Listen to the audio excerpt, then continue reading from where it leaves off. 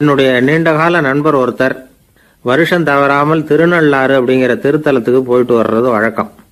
அங்கே என்ன சார் விசேஷம்னு கேட்கறது உண்டு.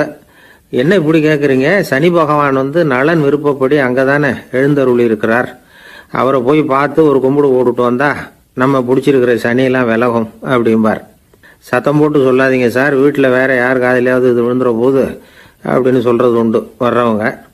இப்போ நான் சொல்கிறதுல உள்ள நியாயத்தை புரிஞ்சுக்கிட்டு அவரும் கொஞ்சம் எச்சரிக்கை உணர்வோட நமக்கு நன்றி சொல்லுவார்னு வச்சுங்களேன். அதாவது பார்வை மூலமாகவே. அந்த நண்பருக்கு ஆன்மீக விஷயங்களில் அதிக ஈடுபாடு உண்டு. அப்பப்போ சில புராண கதைகளை எல்லாம் சொல்கிறது உண்டு. ரொம்ப சுவாரஸ்யமாக இருக்கும். எப்போவுமே புராண விஷயங்களை எல்லாம் அறிவியலுங்கிற தராசில் வச்சு எடை போட்டுட்டு இருக்கக்கூடாது. அப்படி பார்த்தா அதெல்லாம் நம்ப முடியாத வெறும் கற்பனைகளாக தோணும், மூட நம்பிக்கைகளாகவும் தெரியும். புராணங்களை புராணங்களாகவே புரிஞ்சுக்கிறவங்களுக்கு அதெல்லாம் அர்த்தமுள்ள செய்திகளை உள்ளடக்கி இருக்கிறதாக தெரியும். அந்த வகையில் தான் இந்த நண்பரும் நிறைய செய்திகளை சொல்கிறது உண்டு. சனியை போல கொடுக்குறவனும் இல்லை, சனியை போல கெடுக்கிறவனும் இல்லை அப்படின்னு சோதிடர்கள் சொல்லுவாங்க. நாம் ஏதாவது ஒரு வம்புல மாட்டிக்கிட்டா பிடிச்சது சனி அப்படிங்கிறோம். ராவணன் எப்பேற்பட்ட வீரன், அவனே சனி பார்வைப்பட்டது தானே சங்கடப்பட ஆரம்பித்தான் அப்படின்னார் நண்பர். அது எப்படிங்கன்னு கேட்டேன். அவர் சொல்ல ஆரம்பித்தார். இந்த ராவணன் இருக்கானே, நவ கிரகங்களையும் பிடிச்சி கொண்டுட்டு தன்னுடைய சிம்மாசனத்தில் அப்படியே படிகளாக போட்டு வச்சுட்டானா, ஒவ்வொரு படியாக. பாவம் அந்த 9 தேவதைகளும் ஒவ்வொரு படியாக குப்புற கிடக்குறாங்க. நவக்கிரகம் நம்மளை ஆட்டி படைக்குதுன்னு நாம் சொல்லிட்டு இருக்கிறோம். ஆனால் அந்த நவக்கிரகங்களை ராவணன் எப்படி வச்சுருந்தான் பாருங்க. எல்லாரையும் சிம்மாசனத்துக்கு பக்கத்தில் படிப்படியாக போட்டு வச்சிருக்கிறான். காலை அது மேலே வச்சு தான் ஏறி போகணும். வேறு வழி இல்லாமல் எல்லாரும் குப்புற விழுந்து கிடக்குறாங்க. ராவணன் ஒவ்வொரு தடவையும் இவங்க முதுகில் அடி வச்சு ஏறி தான் அந்த சிம்மாசனத்துக்கு போகிறது வழக்கம். இப்படி நடந்துக்கிட்டு இருக்கிறது நாரதர் கண்ணில் பட்டுட்டு தான். அவர் சும்மா இருப்பாரா? யோசனை பண்ணார் என்ன செய்யலாம் அப்படின்னு.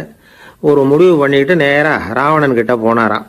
ராவணா, நீ நவக்கிரகங்களை பிடிச்சி கொண்டாந்து உன்னுடைய சிம்மாசனத்துக்கு படிகளாக போட்டு வச்சிருக்கிற, அது உன்னுடைய வீரத்தை காட்டுது.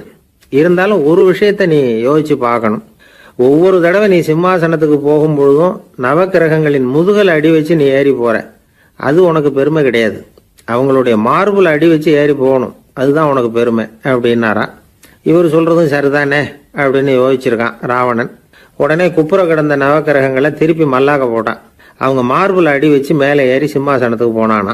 அப்படி போயிட்டு இருக்கும் பொழுது சனி பகவானின் பார்வை அவன் மேலே பட்டுதான். அவ்வளவுதான். என்னாச்சு தெரியுமா? சூர்பனகை தேடி வந்தா. சீதையோட அழகை பற்றி தன்னுடைய அண்ணங்கிட்ட சொல்ல ஆரம்பிச்சுட்டா. விவகாரம் ஆரம்பமாயிட்டது. அதுதான் சனியினுடைய வேலை அப்படின்னு சொல்லி இந்த கதையை சொல்லி முடிச்சார் என்னுடைய நண்பர். ஆக சனியின் பார்வை நம்ம பேல படாமல் பார்த்துக்கிறது தான் நல்லதுங்கிறீங்க அப்படின்னு. ஆமாம் சார், இப்போ கூட நான் உங்கள் வீட்டுக்கு வந்திருக்கிறதே ஒருத்தருடைய பார்வை என் மேலே படக்கூடாதுங்கிறதுக்காகத்தான் அப்படின்னார். யாருங்க அதுன்னு என்னுடைய மாமனார் சார். அவசரத்துக்கு அவர்கிட்ட கொஞ்சம் கடன் வாங்கிவிட்டேன். நம்ம மாப்பிள்ளை தானேன்னு சொல்லி அவர் விட்டு கொடுக்கறதுக்கு தயாராக இல்லை. இன்னைக்கு இப்போ அவர் எங்கள் வீட்டுக்கு வரக்கூடிய நேரம், அதுதான் அவர் பார்வையிலேருந்து படாமல் தப்பிக்கலாங்கிறதுக்காக இங்கே வந்துட்டேன் அப்படின்னார். பார்வை படணும்னு இருந்தால் பட்டு தான் தீரும் போல இருக்கு அப்படின்னா. என்ன சார் சொல்கிறீங்கன்னார் ஒன்றும் புரியாமல். நீங்கள் இங்கே தான் வருவீங்கன்னு அவருக்கு ஏற்கனவே தெரியும் போல இருக்கு. அதனால் உங்களுக்கு முன்னாடியே உங்கள் மாமனார் இங்கே வந்துட்டார். அதுவும் அந்த பீரோவுக்கு பக்கத்தில் தான் பின்னாடி மறைஞ்சு நின்றுட்டு இருக்கிறார் அப்படின்னு. ஒரு வயசான அம்மா ஒரு நாள் ஃபோன் பண்ணாங்க. ஐயா, நான் இந்த தகவல் நிகழ்ச்சியை தினமும் கேட்குறேன், உங்ககிட்ட ஒரு கேள்வி கேட்கணும் அப்படின்னாங்க. என்னங்க அப்படின்னோம். எனக்கு சொந்தமாக ஒரு நல்ல வீடு இருக்குது, வேணுங்கிற அளவுக்கு பணமும் இருக்குது, கணவரும் ரொம்ப நல்லவர், ரிட்டையர் ஆகி வீட்டில் தான் இருக்கிறார், பிள்ளைங்கள்லாம் பெரிய பெரிய உத்தியோகத்தில் இருக்கிறாங்க, அதில் ஒருத்தன் ஐஏஎஸ், பணம்லாம் கூட நிறைய கொண்டாந்து கொடுக்குறாங்க.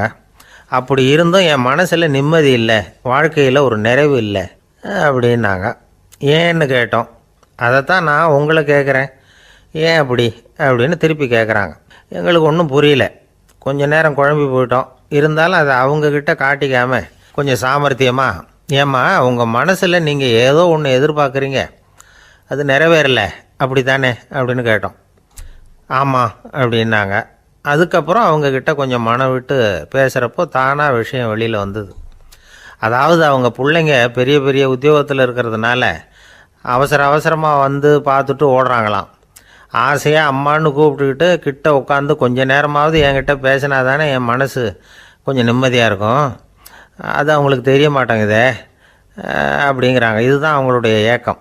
இந்த ஏக்கம் அந்த தாயின் மனசில் இருந்துக்கிட்டு இருக்குது. இப்படி மகனுடைய அன்புக்காக மட்டுமே ஏங்குற தாய்மார்கள் பல பேர் இருக்கிறாங்க இந்த உலகத்தில். இதை நினைக்கிறப்போ ஒரு வெளிநாட்டு நாடோடி கதை ஞாபகத்தில் வருது. அதாவது கடவுள் படைப்பு தொழிலில் ரொம்ப மும்முரமாக ஈடுபட்டுக்கிட்டு இருந்தாராம். மீன்களை படைச்சாராம், பறவைகளை படைச்சாராம், விலங்குகளை படைச்சாராம். அவருக்கு திருப்தி ஏற்படலை. அதுக்கப்புறம் மனிதர்களை படைச்சிருக்கிறார். அப்போவும் அவருக்கு மன நிறைவு ஏற்படலையா. கடைசியாக தன்னுடைய சக்தி முழுசையும் பயன்படுத்தி குறையே இல்லாத அளவுக்கு ஒரு படைப்பை உருவாக்கினாராம். அந்த உன்னதமான ஒரு படைப்பு அதுதான் பெண், அதாவது தாய். இப்படி உருவாக்கி எல்லாரையும் இந்த உலகத்தில் விட்டுவிட்டாராம்.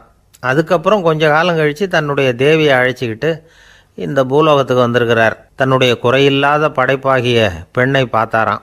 ஏம்மா, உனக்கு இன்னும் ஏதாவது குறை இருந்தால் சொல்லு, அதையும் நிவர்த்தி பண்ணி விடுறேன் அப்படின்னாராம். அந்த அம்மா பார்த்துருக்காங்க.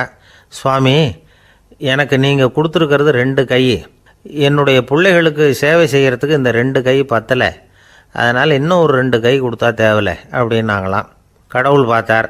அதனால் என்ன, அப்படியே செஞ்சு விடலாம், இதோ அதுக்கான வரம் கொடுத்துட்டேன் அப்படின்னார். அந்த அம்மாவுக்கு இப்போ 4 கை ஆகிட்டுது. 4 கையாலேயும் குழந்தைகளுக்கு சேவை செய்ய ஆரம்பிச்சுட்டாங்க. கடவுள் திருப்தியாக திரும்பி போனார். அதுக்கப்புறம் கொஞ்ச காலம் கழித்து மறுபடியும் திரும்பி வந்தார் தேவியோட. பெண்ணை பார்த்தார். இப்போ என்னம்மா சந்தோஷந்தானே அப்படின்னாராம்.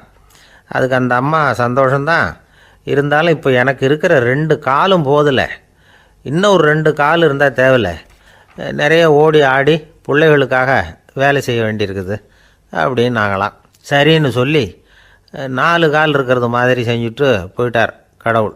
மறுபடியும் கொஞ்ச நாள் கழித்து தேவி சொன்னாங்க கடவுள்கிட்ட, நீங்கள் என்ன தான் முயற்சி பண்ணினாலும் முழுமையான ஒரு படைப்பை உங்களால் உருவாக்க முடியாது, அப்படி தான் நான் நினைக்கிறேன் அப்படின்னாங்களாம். அப்படியா சொல்கிறேன், வா அந்த பொண்ணை பார்த்துட்டு வருவோம் அப்படின்னு புறப்பட்டு இங்கே வந்தாங்களாம். இங்கே பார்த்தா 4 கால் 4 கையோடு அந்த பொண்ணு ஒரு செவுத்தில் சாஞ்சி உட்காந்து அழுதுகிட்டு இருக்குது. இப்போ தேவி அந்த பொண்ணை சுட்டி காட்டி கடவுள்கிட்ட கேட்டாங்களாம், ஏங்க, நீங்கள் அந்த பொண்ணுக்கு கையை கொடுத்தீங்க, காலை கொடுத்தீங்க, சரி, அந்த கண்ணீரையும் எதுக்காக கொடுத்தீங்க அப்படின்னு கேட்டாங்களாம். அதுக்கு கடவுள் சொன்னாராம், கையை கொடுத்தது நான் தான், காலை கொடுத்தது நான் தான், ஆனால் அந்த கண்ணீரை கொடுத்தது நான் இல்லை, அதை கொடுத்தது அந்த அம்மாவோட பிள்ளைங்க அப்படின்னாராம். இன்றைக்கும் அப்படித்தான் பல பிள்ளைங்க அவங்க அம்மாவுக்கு கண்ணீரை தான் கொடுத்துக்கிட்டு இருக்கிறாங்க. அம்மாவை மதிக்கிற பிள்ளைங்க தான் இன்றைக்கி நல்லபடியாக இருக்கிறாங்கங்கிறது அவங்களுக்கு தெரியறதில்ல. இந்த காலத்து பிள்ளையாண்டான் ஒருத்தன் அவங்க அம்மாக்கிட்டேயும் நல்ல பிள்ளையாக நடந்துக்குவான், மனைவிக்கிட்டேயும் நல்ல கணவனாக நடந்துக்குவான், ரொம்ப சாமர்த்தியம். ஒரு நாள் அவங்ககிட்ட கேட்டாங்க, ஏன்பா உங்கள் அம்மாவும் உன் மனைவியும் சண்டை போட்டுக்கிட்டா நீ எந்த பக்கம் அப்படின்னாங்களாம். வீட்டுக்கு வெளிப்பக்கம் அப்படின்னானான் அவன். நம்பிக்கை இல்லைன்னா இந்த உலகத்தில் நாம் நடமாடவே முடியாது. அவநம்பிக்கையோடு இருந்துக்கிட்டு இருந்தால் என்றைக்கும் அவஸ்தை தான். நாம் நம்புறது நடக்குதோ இல்லையோ அது வேறு விஷயம். ஆனால் எதையும் நம்பி தான் நாம் அடி வைக்க வேண்டியிருக்கு. வேறு ஒன்றும் வேணாம், ஒரு லாட்ரி சீட்டு வாங்குகிறோம், அது எங்கே நமக்கு விழப்போகுது அப்படிங்கிற அவநம்பிக்கையோடவா வாங்குகிறோம். பரிசு நமக்கு தான் அப்படிங்கிற நம்பிக்கை உள்ளூர இருக்கிறதுனால தான் அதை வாங்குகிறோம். இருந்தாலும் முடிவு வேறு மாதிரி ஆகிடுது. அதுக்காக மனசு சோர்ந்து போகிறதில்ல, அடுத்த மாதமும் சீட்டு வாங்குகிறோம். இந்த நம்பிக்கை தான் மனித வாழ்க்கைக்கு ஆதாரம். ஒரு கடையில் போய் டீ சாப்பிட்றீங்க, அந்த டீ நல்ல டீ தானா, அதில் விஷம் கலந்துருக்குமா அப்படிங்கிற சந்தேகம் வந்துட்டுதுன்னு வச்சுங்க. அதுக்கப்புறம் அதை எப்படி நீங்கள் சாப்பிட முடியும்? நம்பி தான் சாப்பிட்ணும். ரயில் ஒழுங்காக போய் சேருங்கிற நம்பிக்கை இருக்கிறதுனால தான் அதில் ஏறி உட்காடுறோம். லெட்டர் ஒழுங்காக போய் சேருங்கிற நம்பிக்கை இருக்கிறதுனால தான் பெட்டியில் போடுறோம். சரி, நம்ம கதையெல்லாம் நம்மளோட இருக்கட்டும். மனித நம்பிக்கை எந்த அளவுக்கு உறுதியாகவும் அறிவுபூர்வமாகவும் இருக்கணுங்கிறதுக்கு அலெக்சாண்டர் வாழ்க்கையில் நடந்த ஒரு சம்பவத்தை உதாரணமாக சொல்லலாம். இந்த உலகத்தையே ஜெயிக்கணும்னு புறப்பட்டார் அலெக்சாண்டர். ஒரு கட்டத்தில் அவர் சிட்னஸ் நதி கரைக்கு சேர்ந்தார். அந்த சமயத்தில் அவருக்கு கடுமையான நோய் வந்துட்டுது. அவர் கூடவே வந்திருந்த கிரேக்க வைத்தியர்கள் என்னென்னமோ முயற்சியெல்லாம் பண்ணி பார்த்தாங்க. இருந்தாலும் அலெக்சாண்டருக்கு வந்திருக்கிறது என்ன நோய்ங்கிறத அவங்களால கண்டுபிடிக்க முடியல. ஏன்னா அந்த பகுதியில் உள்ளவங்களுக்கு மட்டுமே அதிகமாக வரக்கூடிய ஒரு வினோதமான நோயாக இருந்தது அது. ஆனால் அவர் இருக்கிற இடம் எதிரியோட இடம். பாரசீக மன்னனோட ஆளுகைக்கு உட்பட்ட இடம். என்ன பண்ணுறது அப்படின்னு எல்லாரும் யோசனை பண்ணாங்க. பாரசீக மன்னனோட அரண்மனையில் இருக்கிற வைத்தியர் வந்தால் இந்த நோயை குணப்படுத்தி விடுவார் அப்படின்னு சொன்னாங்க. இருந்தாலும் எதிரியோட நாட்டில் இருக்கிற வைத்தியரை கூப்பிட்டு எப்படி நம்பி வைத்தியம் பார்க்க சொல்கிறது அப்படின்னு சொல்லி எல்லாரும் தயங்கினாங்க. ஆனால் அலெக்சாண்டர் தயங்கலை. பரவாயில்ல, அழைச்சிட்டு வாங்கன்னு விட்டார். உடனே அவரை போய் அழைச்சிட்டு வந்துட்டாங்க. அவர் வந்தார். அலெக்சாண்டர் உடம்பை பரிசோதனை பண்ணி பார்த்தார். சரி, இதை குணப்படுத்தி விடலாம், பயப்பட வேண்டியதில்லை. ஆனால் இதுக்கு ஒரு மூலிகை ரசம் தயார் பண்ணி கொடுக்கணும். நான் போய் அதை தயார் பண்ணிவிட்டு 2 நாளில் திரும்பி வந்துடுறேன் அப்படின்னு சொல்லிவிட்டு போனார் அந்த வைத்தியர். அதே மாதிரி 2 நாளில் திரும்பி வந்தார் மூலிகை ரசத்தோட.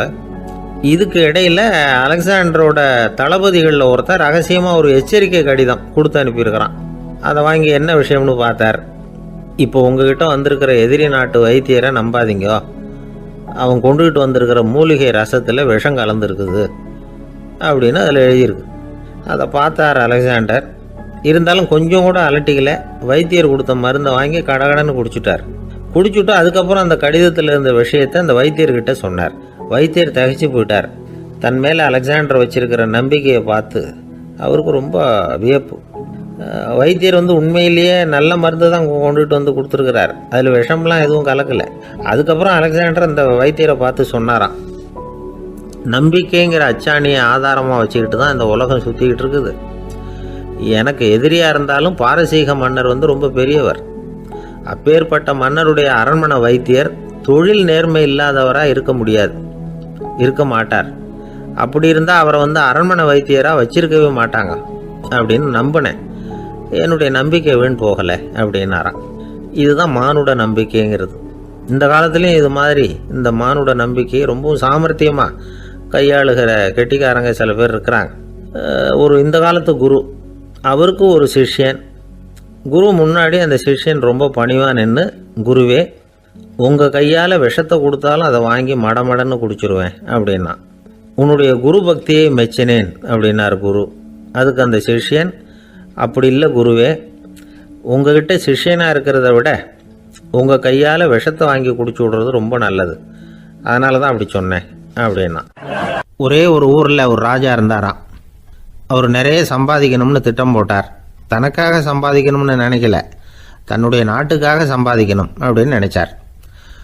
அரசாங்க கருவூலத்தில் கையிருப்பு குறைச்சலாக இருந்தது. மக்கள்கிட்ட வரி விதிச்சாகணும், வேற வழி இல்லை. ஆனாலும் அந்த ராஜா மக்கள் கஷ்டப்படக்கூடாது அப்படின்னு நினைக்கிறவர்.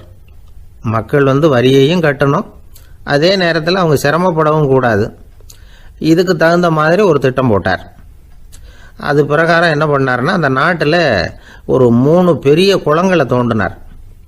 அது நிறைய தண்ணீரை நிரப்புனார். அதுக்கப்புறம் எங்கேயோ தேடி பிடிச்சி 3 விதமான மீன்களை கொண்டுகிட்டு வந்தார்.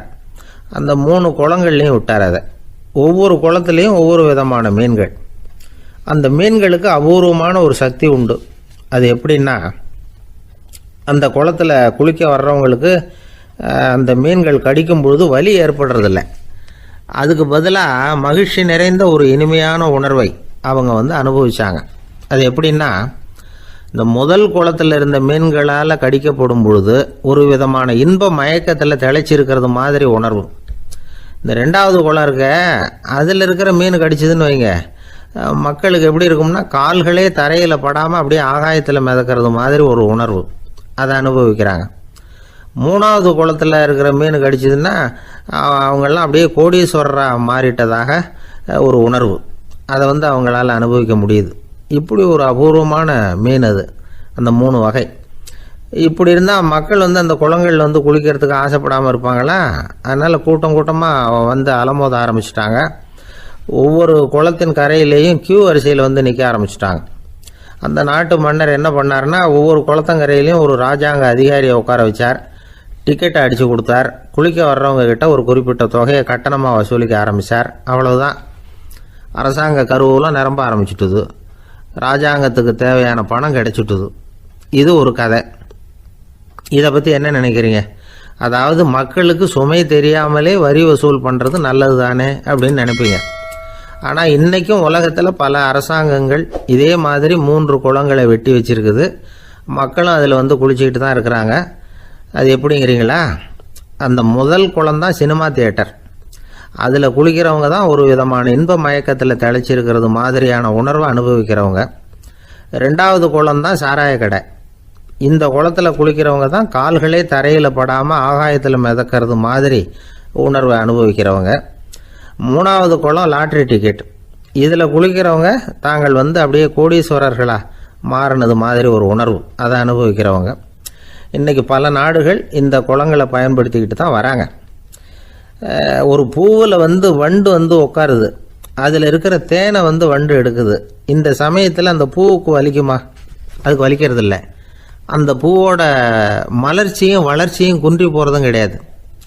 ஒரு ராஜா மக்கள்கிட்ட வரி வசூல் பண்ணும் பொழுது மக்களுக்கு சிரமமும் தெரியக்கூடாது, அதே நேரத்தை அதனால் அவங்க வாழ்க்கையும் கெட்டு போயிடக்கூடாது. அது மாதிரி வரி வசூல் பண்ணணுமா. இது காளிதாசனின் ரகுவம்சத்தில் காணப்படுகிற ஒரு கருத்து. ஒரு சின்ன குழந்தை தவறுதலாக ஒரு 25 காசு நாணயத்தை முழுகி விட்டுது. காசு வயத்துக்குள்ளே போயிட்டுது. அந்த குழந்தையோட தாய் உடனே குழந்தைய தூக்கிட்டு ஆஸ்பத்திரிக்கு புறப்பட்டாங்க. அப்போ அந்த பக்கமாக ஒருத்தர் வந்தார் தெருவில். என்ன விவரம்னு கேட்டார்.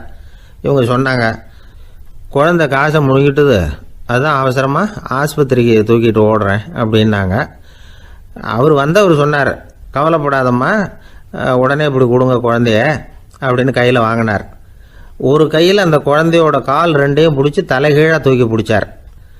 இன்னொரு கையால் அந்த குழந்தையோட வயத்தில் குறிப்பாக ஒரு இடத்துல அப்படியே தேடி அந்த சுட்டு விரலால் ஒரு இடத்துல பொட்டுன்னு தட்டினார். உடனே காசு அந்த குழந்தையோட வாய் வழியாக வெளியில் விழுந்துட்டுது. காசை எடுத்துக்கிட்டு, இந்தாங்கம்மா உங்கள் குழந்தை அப்படின்னார். ரொம்ப நன்றிங்க, நிச்சயமாக நீங்கள் ஒரு டாக்டராக தான் இருக்கணும், என்னுடைய யூகம் சரிதானே அப்படின்னாங்களாம் அந்த அம்மா.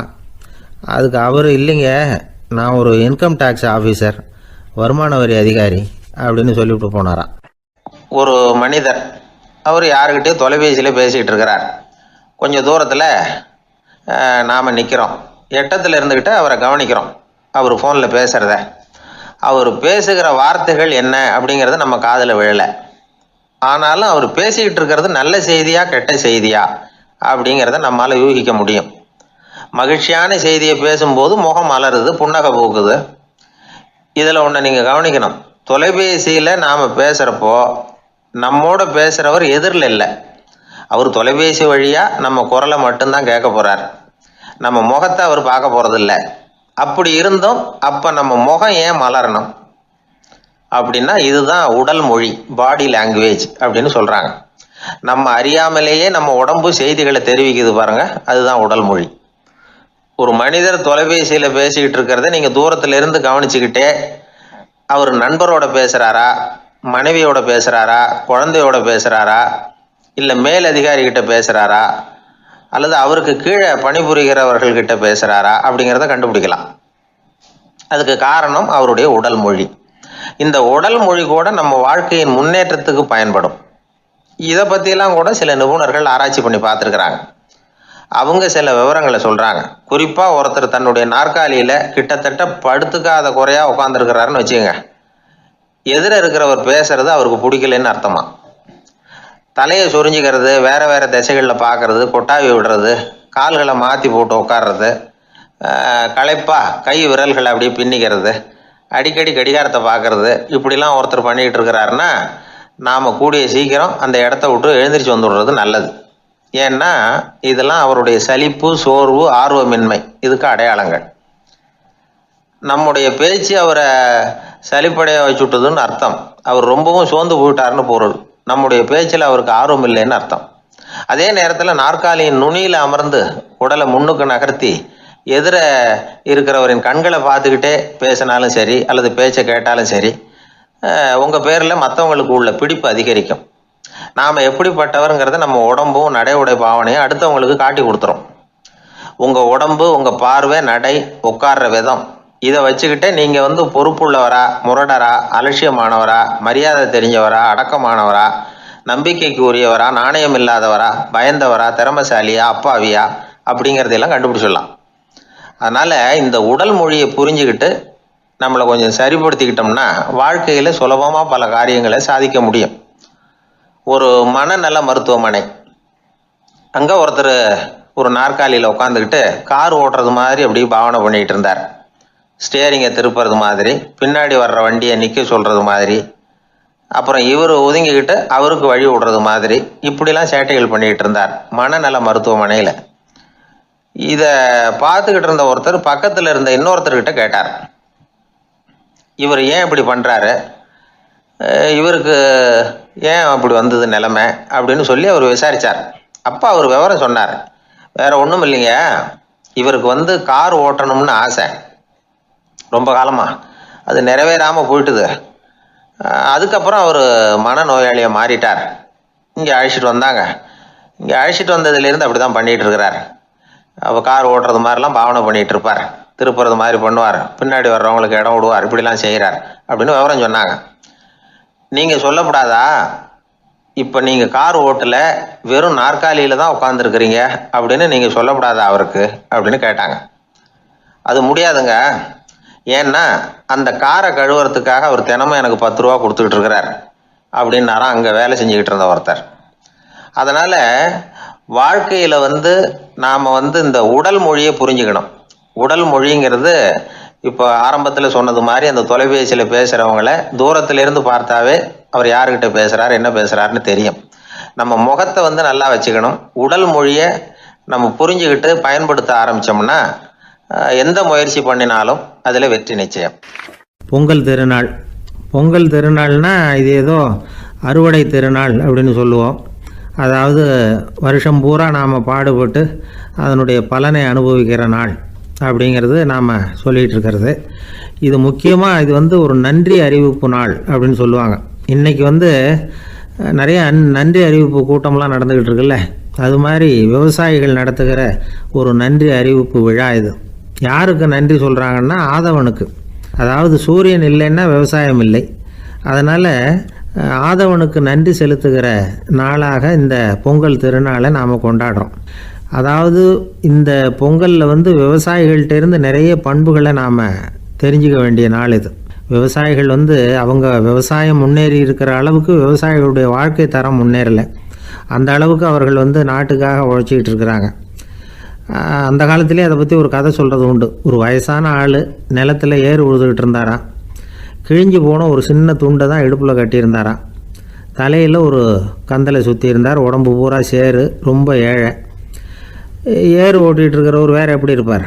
இருந்தாலும் அந்த ஆள் ரொம்ப ஜாலியாக பாட்டு பாடிக்கிட்டே ஏறு உழுதுகிட்டு இருந்தாராம். உடம்புல தான் அவர் ஏழையை தவிர மனசில் ஒரு ஏழையாக தெரியல. அந்த சமயத்தில் அந்த நாட்டு ராஜா அந்த பக்கமாக குதிரை மேலே வந்தாராம். வேட்டைக்கு போயிட்டு பரிவாரங்களோடு திரும்பி வந்துக்கிட்டு இருக்கிறார். ரொம்ப செல்வ செழிப்பில் இருக்கிற ராஜா அவர் இந்த வயசான விவசாயியை பார்த்துருக்கார். இந்த ஆள் ரொம்பவும் ஏழைங்கிறது அவர் பார்த்தாவே பளிச்சுன்னு தெரியுது. கட்டிக்கிறதுக்கு நல்ல துணி இல்லை, உடம்போ இழைச்சி போயிருக்குது, வயிறு முதுகில் போய் ஒட்டிக்கிட்டு இருக்கு, கண்ணு குழி விழுந்து போயிருக்குது. ஆனாலும் முகத்தை பார்த்தா சந்தோஷமாக இருக்கிற மாதிரி இருக்குது. இவ்வளோ உற்சாகமாக பாடிக்கிட்டு இருக்கிறாரே அப்படின்னு ஆச்சரியமாக நினச்சி பார்த்தார் அந்த ராஜா. சரி, அவர்கிட்ட கொஞ்சம் பேச்சு கொடுத்து பார்க்கலாம் அப்படின்னு முடிவு பண்ணார். ஐயா பெரியவரே, இப்படி கொஞ்சம் வர முடியுமான்னாராம். பொழுது போகிறதுக்குள்ளே நான் இந்த வயல் பூரா உழவு ஓட்டி ஆகணும், அதனால் பேசுகிறதுக்கு நேரம் இல்லை அப்படின்னாராம் அந்த பெரியவர். என்ன அவ்வளவு அவசரமாக? மீதி இருந்தால் நாளைக்கு உழுதக்கூடாதா? அது சரி, உனக்கு எத்தனை ஏக்கர் நிலம் இருக்குது அப்படின்னு விசாரிச்சிருக்கார் ராஜா. எனக்குன்னு சொந்தமாக உள்ளங்கை அளவு கூட நிலம் கிடையாது. இது எங்கள் முதலாளியோட நிலம். இதை பூராவும் உழுது முடித்தாதான் அவர் கூலி கொடுப்பார். நான் கூலிக்கு உழுதுகிட்டு இருக்கிறேன். உங்ககிட்ட பேசிக்கிட்டு இருந்தால் அவருக்கு துரோகம் பண்ணது மாதிரி ஆகிடும் அப்படின்னாராம். ராஜா குதிரையை விட்டு கீழே இறங்கினார். வரப்பில் நடந்து அந்த பெரியவர்கிட்டே போனாராம். சரி, ஒரு நாள் பூரா உழுதா உனக்கு எவ்வளவு கூலின்னு கேட்டிருக்கார். 8 அணா கூலி கிடைக்கும்னாராம் அவர். இது ரொம்ப காலத்துக்கு முன்னாடி நடந்த ஒரு சம்பவங்கிறதுனால அப்போ 8 அணா கூலிங்கிறது ரொம்ப பெருசு. இருந்தாலும் அதுவும் அந்த ராஜாவுக்கு பெரிய கூலியாக தெரியல. இவ்வளவு தானா, இதை வச்சுக்கிட்டு நீ எப்படி காலம் தள்ளுற அப்படின்னாராம். ஒன்றும் கவலை இல்லை அப்படின்னாராம் அவர். ராஜாவுக்கு ரொம்ப ஆச்சரியமாக போச்சு. 8 அணா கூலி வாங்குகிற இந்த ஆள் கவலை இல்லாமல் இருக்கிறார், ஏராளமான வசதியோடு இருக்கிறன்னா கவலை இல்லாமல் வாழ முடியலையே அப்படின்னு நினச்சி பார்த்துருக்கார். அது சரி, 8 அணாவில் எப்படி குடும்பம் நடத்துகிற அப்படின்னு கேட்டாராம். எனக்கு கிடைக்கிற 8 அணாவில் 2 அணா குடும்பத்துக்கு செலவழிக்கிறேன், 2 அணா பழைய கடனுக்கு கொடுக்குறேன், 2 அணா தர்மம் செய்கிறேன், 2 அணா வட்டிக்கு கொடுக்குறேன், ஒரு குறையும் இல்லைன்னாராம். ராஜாவுக்கு ஒன்றும் புரியல. எனக்கு ஒன்றும் புரியலேன்னு இருக்கார். ஐயா, எனக்கும் என் மனைவிக்கும் 2 அணா செலவாகுது. வயசான அம்மா அப்பா இருக்கிறாங்க. சின்ன வயசில் என்னை காப்பாற்றினவங்க அவங்க. அந்த கடனுக்கு 2 அணா செலவாகுது. அது பழைய கடன். என் தங்கச்சி ஒருத்தி ஆதரவு இல்லாத நிலைமையில் தன்னுடைய மகனோட என் வீட்டில் வந்திருக்கிறா. அவளுக்கும் அவள் மகனுக்கும் 2 அணா செலவு பண்ணுறேன். அது தர்மம். எனக்கு 2 பிள்ளைங்க இருக்கிறாங்க. அவங்களுக்கு 2 அணா செலவு பண்ணுறேன். அது வட்டிக்கு கொடுக்கறது மாதிரி. பிற்காலத்தில் அவங்க எங்களை காப்பாற்றுவாங்க. அந்த வகையில் நான் திருப்தியோடு வாழ்ந்துக்கிட்டு இருக்கிறேன் அப்படின்னாராம். ராஜாவுக்கு அர்த்தம் புரிய ஆரம்பிச்சுதான்.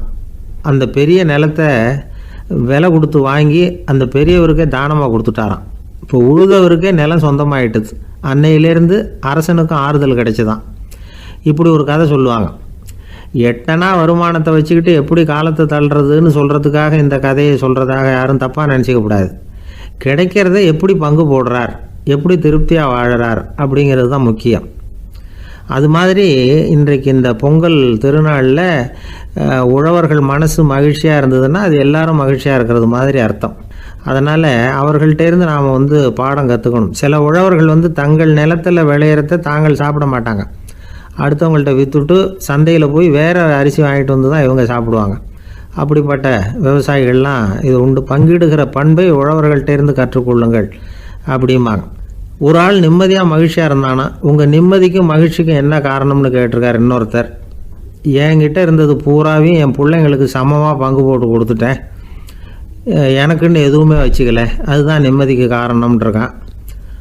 உங்ககிட்ட இருந்தது எவ்வளவு இருந்தது அப்படின்னு கேட்டிருக்காரு அவர். மொத்தமாக ஒரு 50,000 ரூபா இருக்கும் அப்படின்னு இருக்கான். அவ்வளவும் பணமாகவே இருந்ததா அப்படின்னு கேட்டிருக்காங்க அவங்க. இல்லைங்க, அவ்வளவும் கடன். அதை தான் பிரித்து கொடுத்துருக்கேன் பிள்ளைங்கக்கிட்ட அப்படின்னு நானும் அவன்.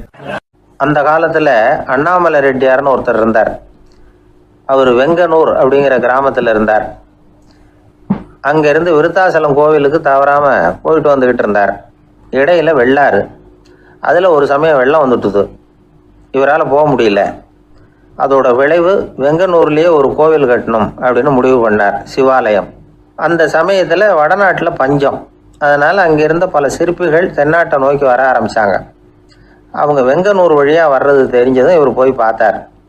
இங்கே ஒரு கோவில் கட்டணும், அதுக்கு நீங்கள் உதவணும்னார். பஞ்ச காலத்தில் இப்படி ஒரு வாய்ப்பு கிடைச்சதில் அவங்களுக்கும் ரொம்ப மகிழ்ச்சி. உற்சாகத்தோடு ஒத்துக்கிட்டாங்க. ஆலய திருப்பணி ஆரம்பமாச்சு. அவங்களுக்கு வேண்டிய எல்லா வசதிகளையும் இவர் செஞ்சு கொடுத்தார். அவங்களுக்கு எந்த குறையும் இல்லாமல் பார்த்துக்கிட்டார். அது மட்டும் இல்லை, ஒவ்வொரு நாளும் அங்கே வருவார். உங்களுக்கு என்ன வேணும், எது வேணும்னு கேட்பார். ஏதாவது குறை இருந்தால் சொல்லுவாங்க, உடனே தீர்த்து வைப்பார். இவரும் கேட்பார், எந்த குறையாக இருந்தாலும் என்கிட்ட சொல்லுங்க அப்படின்னு சொல்லுவார். அதை தவிர இவராகவே கவனித்தும் அவங்களுக்கு என்னென்ன தேவைங்கிறத கண்டுபிடிச்சி அதையெல்லாம் கொடுத்துக்கிட்டு இருப்பார். என்ன தேவைன்னாலும் அதை நிறைவேற்றி வச்சுருவார். அந்த சிற்பிகளின் தலைவன் ஒருத்தன், அந்த ஆளுக்கு வெத்தலை பாக்கு போடுறது பழக்கம். இதை தெரிஞ்சுக்கிட்டு அதுக்காகவே ஒரு ஆளை ஏற்பாடு பண்ணார். வேணுங்கிறப்போலாம் நீ வெத்தலை சிவல் மடித்து கொடுக்க வேண்டியது உன் வேலை அப்படின்னு ஒருத்தனை ஏற்பாடு பண்ணிட்டார். இப்படியெல்லாம் செஞ்சதும் அவங்களுக்கும் ரொம்ப உற்சாகம். ரொம்ப பொறுப்பாக சிற்ப வேலைகளை செஞ்சுக்கிட்டு இருக்கிறாங்க.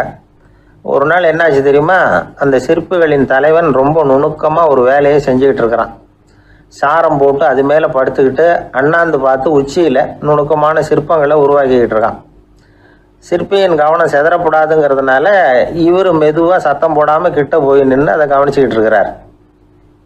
அந்த சிற்பி வழக்கம் போல் வெத்தலை பாக்குக்காக இடது கையை கீழே நீட்டினான். அந்த சமயம் பார்த்து அவருக்கு தாம்பூலம் கொடுக்குறவன் அங்கே இல்லை, எங்கேயோ போயிருக்கிறான். அண்ணாமலை ரெட்டியார் என்ன பண்ணார் தெரியுமா? தனக்காக கொடுக்கப்பட்ட தாம்பூலத்தை வாங்கி சிற்பியின் கையில் கொடுக்குறார். அவன் வாங்கி போட்டுக்கிட்டான். இது என்ன இன்னைக்கு வெத்தலை சீவல் வேறு மாதிரி இருக்குது, வாசனை தாம்பூலமாக இருக்குது அப்படின்னு யோசனை பண்ணிவிட்டு கீழே திரும்பி பார்க்குறார். பார்த்தா ரெட்டியார் மறுபடியும் சிற்பி கை நீட்டும் பொழுது கொடுக்கறதுக்காக தாம்பூலத்தை மடித்து வாங்கி வச்சுக்கிட்டு தயாராக நிற்கிறார். சிற்பிக்கு அதிர்ச்சி. உடனே பொத்துன்னு கீழே குதிச்சான். ஐயா, என்ன இது நீங்களா அப்படின்னா. இவர் சொன்னார், நான் ஒன்றும் தப்பு பண்ணலையே, உன்னுடைய கை புண்ணியம் செஞ்ச கை, கோயில் கட்டுற கை, அந்த கைக்கு தாம்பூலம் கொடுக்கறதுல என்ன தப்பு அப்படின்னாராம். ஏற்கனவே பஞ்சத்தில் அடிபட்டு வந்த எங்களை நீங்கள் ஆதரித்ததே பெரிய விஷயம். இந்த செயல் என்னை ஒரு பெரிய கடனாளி ஆகிவிட்டது. ஐயா, எங்களுக்கு உணவு உடை இதை மட்டும் நீங்கள் கொடுத்தா போதும், ஊதியம்னு எதுவும் வாங்க மாட்டோம் அப்படின்னு நானும். அந்த சிற்பி எவ்வளோ வற்புறுத்தியும் எதுவும் வாங்கிக்கலையாம். இந்த செய்தியை தமிழ் தாத்தா டாக்டர் ஊவேசா சொல்லியிருக்கிறார். அந்த காலத்தில் எப்படிப்பட்டவங்கெல்லாம் வாழ்ந்துருக்கிறாங்க பாருங்கள். இந்த காலத்தில் ஒருத்தர் கோவில் கட்டினார், வேலை செய்கிற எல்லாருக்கும் சாப்பாடு போடுவார், சிற்ப வேலை செஞ்சுட்டு சாப்பிட வர்ற ஒவ்வொருத்தர் கையையும் அன்பாக பிடிச்சி முத்தம் கொடுத்து உள்ளே அனுப்புவார். அந்த கைகளுக்கு நீங்கள் கொடுக்குற மரியாதையா அது அப்படின்னு கேட்டாங்க. அது இல்லைங்க, ஏற்கனவே முதல் பந்தியில் சாப்பிட வந்தவன் மறுபடியும் வர்றானான்னு